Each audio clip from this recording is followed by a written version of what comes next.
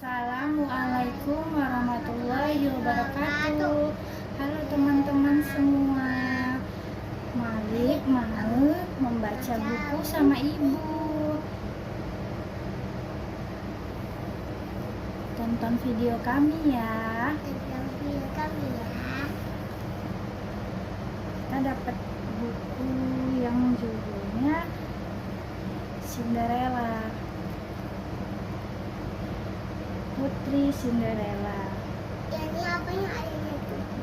Ini pangerannya. Ini adalah buku cerita dongeng. Dongeng. Iya. Malik dengar ya, ibu baca. Teman-teman sekalian, kita mulai membaca ya. Kisah Putri Cinderella. Ella adalah seorang gadis berwajah cantik dan berbudi pekerti mulia. Dia sudah yatim karena ibunya meninggal dunia. Ya. Ayahnya kawin lagi dengan seorang janda, beranak dua. Ayahnya sangat menyayanginya sehingga dua saudara tirinya menjadi iri kepadanya. Ada 3 anak. Ya,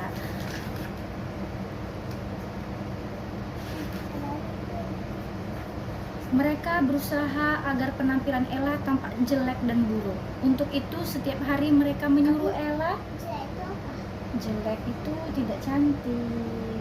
Jelek itu dia kayak sepertinya kotor, tidak rapi, tidak bersih gitu.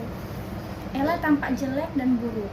Untuk itu setiap hari mereka menyuruh Ella menyapu dan mengepel lantai sepanjang hari. Pakaian yang dipakai Ella, pakaian yang bekas dan jelek. Jika malam tiba, Ella harus tidur di dapur, di pojok dekat cerobong asap.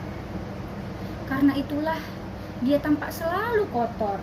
Mereka mengejeknya dengan nama Cinderella, yang artinya Cinder artinya abu. Ella sangat akrab dengan hewan-hewan di sekitarnya. Ia hidup dan bersahabat dengan hewan-hewan itu.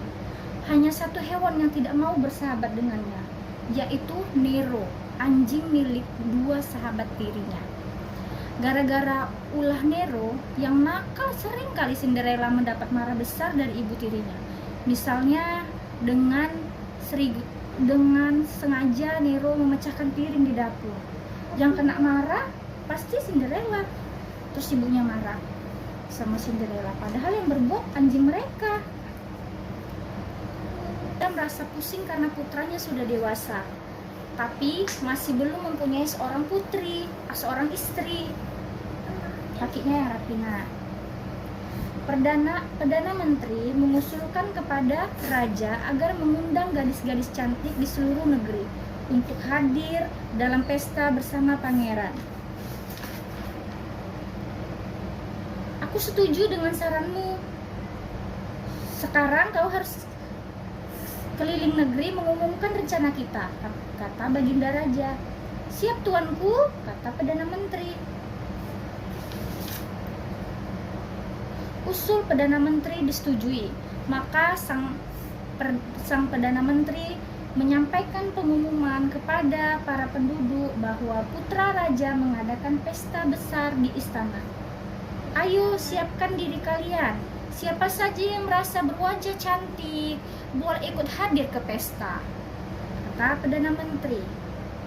Dua saudari tiri Cinderella mendengar pengumuman ini. Mereka menjadi amat gembira dan sepanjang hari asik membicarakan hal ini. Mereka mulai sibuk memilih gaun pesta, perhiasan permata dan bulu-bulu untuk menghiasi rambutnya. Ayo, kita mesti membantu menyisir rambut kami. Ayo, kamu mesti membantu menyisir rambut kami, Cinderella, kata adik-adiknya. Cinderella pun berusaha sebaik-baiknya agar mereka tampak cantik. Namun percuma saja, dia selalu nampak jauh lebih elok daripada mereka. Ketika malam pesta tiba, Cinderella menjadi amat sibuk membantu kedua saudari-saudarinya itu mengenakan pakaian pesta, sampai akhirnya keduanya melihat cermin sekali lagi dan berangkat. Cinderella yang rapikan, yang cantik ini kan. Terus Cinderella berkata seperti ini, Bang. Oh, betapa aku juga ingin pergi ke sana, bisiknya pada dirinya sendiri. Tiba-tiba terdengar suara seseorang di belakangnya. Kau bisa pergi ke sana, anakku? Cinderella berbalik dengan cepat. Kaget dia, ada yang bilang gitu. Di depannya berdiri seorang bidadari. Ini bidadarinya. Cantik, ya. Cinderella berbalik dengan cepat. Di depannya berdiri seorang bidadari cantik dengan sebuah tiara di atas kepalanya dan sebatang tongkat sakti di tangannya. Aku adalah bidadari, katanya. Aku akan membantumu agar kau bisa pergi ke pesta raja. Katanya gitu. Sekarang larilah ke kebun dan ambillah untukku sebuah labu yang besar, kata bidadarinya kepada Cinderella.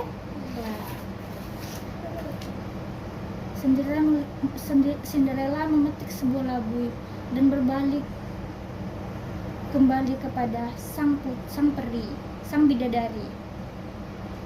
Setelah itu bidadari mengayunkan tongkat saktinya di atas labu itu. Dalam sekejap mata buah itu berubah menjadi sebuah kereta berwarna merah yang amat indah dengan perhiasan emas di sekelilingnya.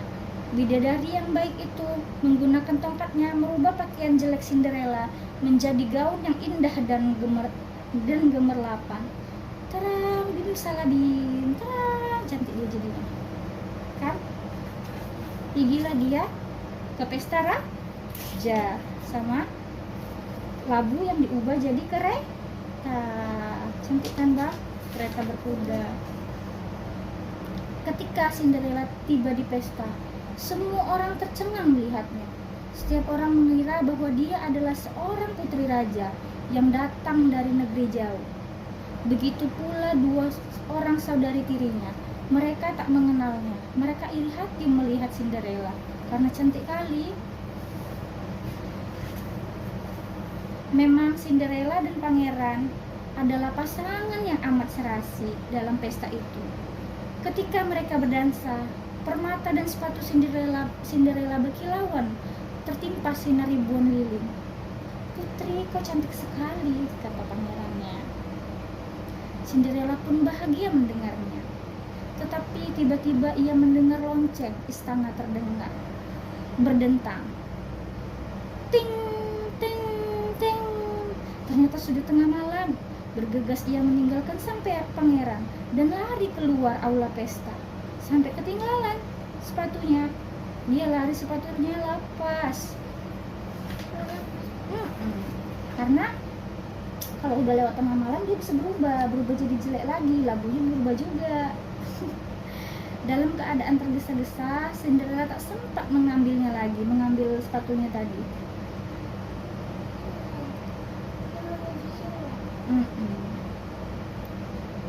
Setelah Cinderella naik ke dalam itu tadi kereta berkudanya, lonceng terakhir bergema. Dalam sekejap mata segalanya kembali ke asalnya. Kereta kembali menjadi labu, sang sais dan 6 ekor kuda putihnya kembali menjadi tikus dan 6 tikus kecil. Sang pengawal kembali menjadi kadal. Mereka semua berlarian masuk ke semak belukar dan Cinderella sendiri kembali juga mengenakan pakaian rombengnya yang jelek. Iya, ibu tirinya yang nikah sama ayahnya, ibu tirinya. Setelah itu pangeran sibuk mencari Cinderella, mencari ke keliling desa. Sepatu punya siapa itu? Dengan dibawanya sepatu itu, pangeran keliling ke seluruh desa mencari Cinderella. Kaki siapa yang pas mengenakannya? Dan terakhir ditemukanlah Cinderella, karena hanya di kakinya sepatu itu cocok dipakai. Akhirnya Cinderella bersama pangeran kembali. Pangeran bergembira. Begitu juga dengan Cinderella. Cinderella pun telah memaafkan adik-adik tirinya, saudara tirinya. Bahkan ia mengajak mereka hidup bersama dalam istana. dan keduanya menjadi seorang bangsawan. Iya. Oh, bukan, ini cerita lain. Oke? Sampai situ Pangeran dan Cinderella hidup bahagia. Ya, sudah selesai. Sudah selesai Ibu membaca dengan Malik, teman-teman. Sampai jumpa lagi di kesempatan berikutnya. Waalaikumsalam warahmatullahi wabarakatuh.